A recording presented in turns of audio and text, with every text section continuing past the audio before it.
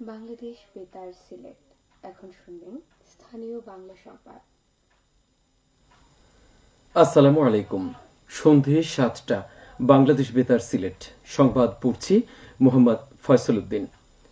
সারা দেশের মতো সিলেটেও আজ পালিত হচ্ছে জাতীয় পরিসংখ্যান দিবস। বাংলাদেশ পরিসংখ্যান ব্যুরো এই উপলক্ষে নানা কর্মসূচি পালন করছে। পরিসংখ্যানকে অধিকতর জনকল্যাণমুখী ও মানুষের দোরগোড়ায় পৌঁছে দিতে প্রতি বছর জাতীয় পরিসংখ্যান দিবস পালন করা হয়। এদিকে দিবসটি উপলক্ষে র্যালি ও আলোচনা সভা অনুষ্ঠিত হয়েছে আজ মৌলভীবাজারে।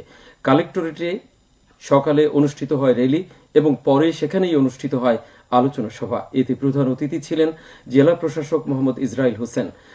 প্রশাসনের ঊর্ধ্বতন কর্মকর্তা, পরিসংখ্যানবিদ সহ বিভিন্ন পেশার ২ শতাধিক ব্যক্তি উপস্থিত ছিলেন। জেলা প্রশাসন ও পরিসংখ্যান অধিদপ্তর যৌথভাবে এর আয়োজন করে। ডায়াবেটিস সচেতনতা দিবস আগামীকাল। একই সঙ্গে বাংলাদেশে ডায়াবেটিক সমিতির প্রতিষ্ঠা দিবসও পালিত হবে। ১৯৫৬ সালের ২৮ ফেব্রুয়ারি বাংলাদেশ ডায়াবেটিক সমিতি প্রতিষ্ঠা হয়। ডায়াবেটিস নিয়ন্ত্রণে সচেতন করে তুলতেই বাংলাদেশ ডায়াবেটিক সমিতি তার প্রতিষ্ঠা দিবসকে ডায়াবেটিক সচেতনতা দিবস হিসেবে পালনের উদ্যোগ নেয়। ডায়াবেটিক সচেতনতা দিবসে বিশেষজ্ঞ চিকিৎসকগণের বক্তব্য, শারীরিক শ্রম, নির্দিষ্ট সময়, নির্দিষ্ট পরিমাণ খাওয়া এবং ওজন ঠিক রাখা সহ সচেতনতা এই রোগ নিয়ন্ত্রণের একমাত্র পথ। দিবসটি পালন উপলক্ষে সমিতির অন্যান্য অঙ্গ প্রতিষ্ঠান ও বিভিন্ন জেলায় অবস্থিত অধিভুক্ত সমিতিগুলো দিনব্যাপী নানা কর্মসূচি পালন করবে। কর্মসূচির মধ্যে রয়েছে সচেতনতামূলক প্লেকার্ড প্রদর্শন এবং আলোচনা সভা।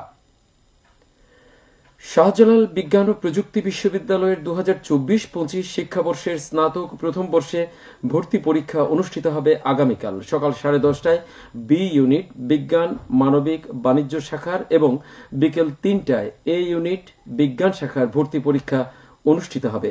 এতে এ ও বি ইউনিটে অংশ নেবেন ৮৬,৪১৬ জন পরীক্ষার্থী।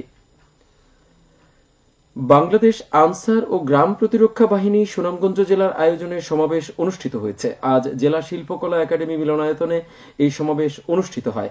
সমাবেশে জেলা প্রশাসক ডক্টর মোহাম্মদ ইলিয়াস মিয়ার সভাপতিত্বে প্রধান অতিথি ছিলেন বাংলাদেশ আনসার ও গ্রাম প্রতিরক্ষা বাহিনী সিলেট রেঞ্জের উপমহাপরিচালক মোহাম্মদ জিয়াউল হাসান। সমাবেশে জেলা আনসার ও গ্রাম প্রতিরক্ষা বাহিনীর ইউনিয়ন দলনেতা, দলনেত্রী, ইউনিয়ন কমান্ডার, সহকারী কমান্ডার সহ উপজেলা ও জেলার কর্মকর্তা ও কর্মচারীরা উপস্থিত ছিলেন। সিলেট মহানগরের গুরুত্বপূর্ণ ও অপরাধপ্রবণ এলাকাগুলোতে যৌথ বাহিনীর চলমান কম্বাইন্ড টহল অব্যাহত রয়েছে। মহানগরের জালালাবাদ থানার কুমারগাঁও এলাকায় গতরাত সিলেট মেট্রোপলিটন পুলিশ ও বাংলাদেশ সেনাবাহিনীর চেকপোস্ট বসিয়ে সন্দেহজনক সব যানবাহনে তল্লাশি চালায়। মূল সড়কে চেকপোস্টের পাশাপাশি পাড়া মহল্লায় যৌথ বাহিনীর টহল চলমান রয়েছে বলে জানিয়েছে পুলিশ। সিলেটের জকিগঞ্জে অভিযান চালিয়ে সাবেক ইউনিয়ন পরিষদ সদস্য ও তার ছোট ভাইকে আটক করেছে মাদকদ্রব্য নিয়ন্ত্রণ অধিদপ্তর। এ সময় বাড়ির একটি কক্ষ থেকে ৫০,০০০ টাকার মাদকদ্রব্য জব্দ করা হয়। আজ উপজেলার উত্তরকুল এলাকার নিজ বাড়ি থেকে তাদের আটক করা হয়েছে। সিলেটের দক্ষিণ সুরমায় বাস, পিকআপ ও মোটরসাইকেলের সংঘর্ষে এক ব্যক্তি নিহত হয়েছেন। তিনি মোটরসাইকেল আরোহী ছিলেন। দুর্ঘটনায় আহত হয়েছেন আরো ৪ জন। আজ দুপুরে সিলেট ঢাকা মহাসড়কের দক্ষিণ সুরমার অতির বাড়ি এলাকায় এই দুর্ঘটনা ঘটে। মৌলভীবাজার সদর উপজেলার যোগীডহর থেকে দিঘিরপাড় বাজার হয়ে আটঘর চৌরাস্তা মোড় গোবিন্দপুর বাজার ভায়া শমশেরগঞ্জ বাজার পর্যন্ত ১৮ কিলোমিটার সড়ক উন্নয়ন কাজ শেষ হয়েছে। প্রকল্পের আওতায় একটি ব্রিজ, ৫টি কালভার্ট, রাস্তা প্রশস্তকরণ, মাটি ভরাট, আরসিসি ঢালাই, পিচ সহ আনুষঙ্গিক কাজ অন্তর্ভুক্ত ছিল। এতে ব্যয় হয়েছে প্রায় ৪.৫ কোটি টাকা। এলজিইডি এটি বাস্তবায়ন করে। সিলেট পুলিশ লাইন্স উচ্চ বিদ্যালয়ের বার্ষিক ক্রীড়া প্রতিযোগিতার পুরস্কার বিতরণ অনুষ্ঠিত হয়েছে। পুরস্কার বিতরণ অনুষ্ঠানে প্রধান অতিথি ছিলেন এসএমপি কমিশনার মোহাম্মদ রেজাউল করিম। প্রতিযোগিতায় বিভিন্ন ইভেন্টে শতাধিক শিক্ষার্থী অংশ নেয়। সবশেষে আবহাওয়া। রাত ১টা পর্যন্ত পূর্বাভাসে বলা হয়েছে সিলেট সহ পার্শ্ববর্তী এলাকার জন্য কোনো সতর্কবাণী নেই এবং কোনো সংকেতও দেখাতে হবে না।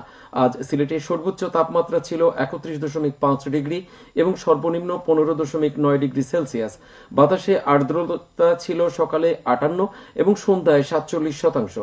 আগামীকাল সিলেটে সূর্যোদয় হবে ৬টা ১৭ মিনিটে এবং অস্ত যাবে ৫টা 54 সংবাদ শেষ হলো। পরবর্তী স্থানীয় সংবাদ প্রচারিত হবে আগামীকাল সকাল 8টা 10 মিনিটে।